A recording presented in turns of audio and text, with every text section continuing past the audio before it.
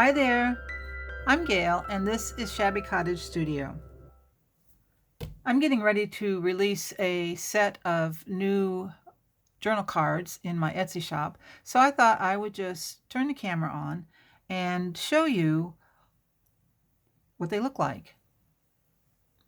They are a set of 3 pages of journal cards. They're 5 by 3.5, and there are a set of 4 on 3 pages for 12 journal cards, and then I've put in 4 different background pages. So let me just show you what these look like. This is the first set. I love these. Can I just say, I know I created them, but I love these. They turned out so pretty. So this is the first set of journal cards. And then we have this set.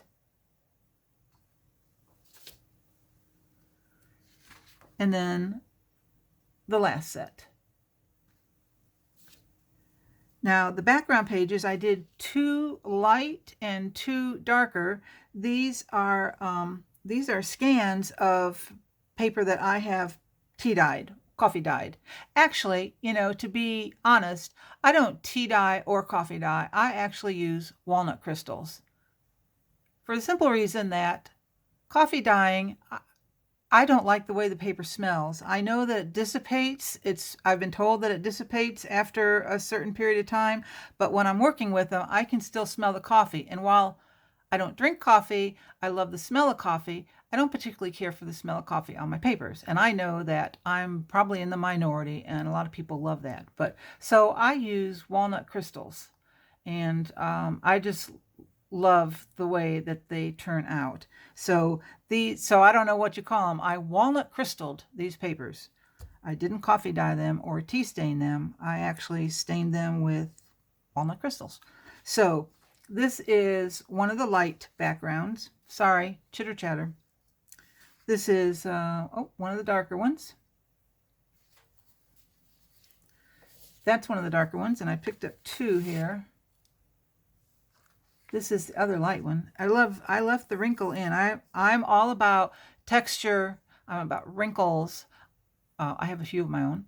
I like things that look old and distressed and kind of tatty and shabby, and that's my basic aesthetic. I wander away from that now and then, but that's basically who I am when it comes to any work that I do.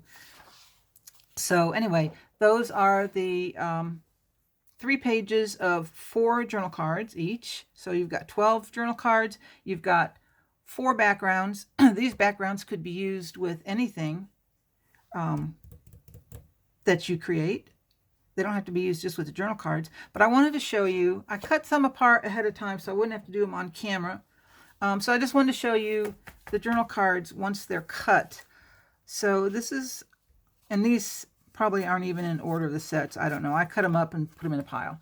So anyway, these are what the cards look like once you cut them. I love that little stripe of red there. Now, these have nothing on the back. I printed them out, I cut them apart, and that's what the back looks like. You could do whatever you want to the back. I mean, you could collage the back. You could glue these to book pages. You could glue coffee stained or tea stained paper to the back. You could glue scrapbook paper to the back. You can put anything you want on the back. But another option is to take the backgrounds, and what I did with one set was I printed them, and then I turned the paper over, ran it back through my printer, and this is I used one of the dark backgrounds. So I printed it on cardstock, and this was my inkjet printer. I have just a really simple, not real expensive inkjet printer, but it will take a lightweight cardstock. This is not heavy. I think it's in the 60-pound range, maybe. I have some that's 110 pound, and my inkjet won't take that. But I have 2 printers. I have an inkjet and a laser, and I can get that really heavy cardstock through my laser. So anyway, I printed the darker on the back of these. Right side up. So that's one of the back ones. I'm sorry, one of the dark ones. And then these, again, right side up. I ran these through and I used one of the lighter backgrounds on these cards.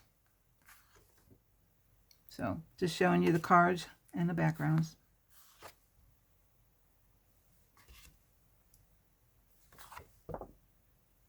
So while I was doing all this printing, I had the thought that the way I have laid these out, I've laid them out on a in a horizontal design. Excuse me, I had to take a sip of water. You could actually cut these in half and make little tags out of them. So they've got dual purpose. And I cut one up just to show you. I cut them up ahead of time. I just didn't want to do all this on camera. It's been a long time since I've done anything on video, so I'm out of practice. So I went ahead and cut them beforehand. So I took one of the designs. The design goes like that. And I cut them in half. So now what I have is a approximately, if you cut them, I cut them a little crooked probably, almost 2.5, and then you've got 3.5. So they're actually ATC sized once you cut them in half. But these would make cute little cards. I'm sorry, cute little tags. So you could cut them in half, and then let's just, I got a pair of scissors here. You could just give them a little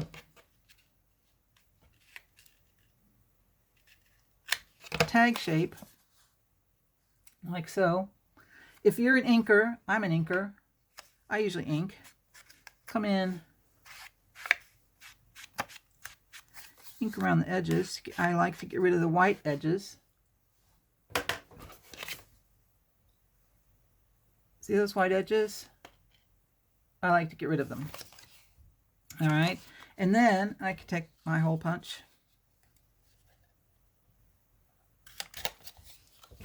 and I got a little piece of ribbon here.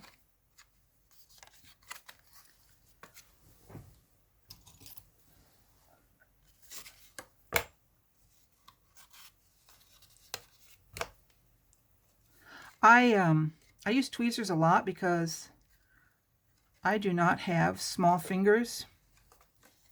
So some things are just more difficult for me because I have large fingers. So my tweezers, I've been using them for years. Of course on camera, now I'm all klutzy. But anyway, my tweezers, and they're the real fine tipped, those are my set of fingers. But anyway, now I have a cute little tag. And I've got a little journal over here I've been working on. So just to show you, slip it right into a pocket, and there you go. You've got a journal, a tag, and then also have a journal card. So just wanted to stop by, show that to you. If you've taken a moment out of your extremely busy life and actually watched this video, I can't tell you how appreciative I am. I really appreciate that, and thank you. I hope you subscribe and come back. I'll try to do more videos. Bye. Have a great day.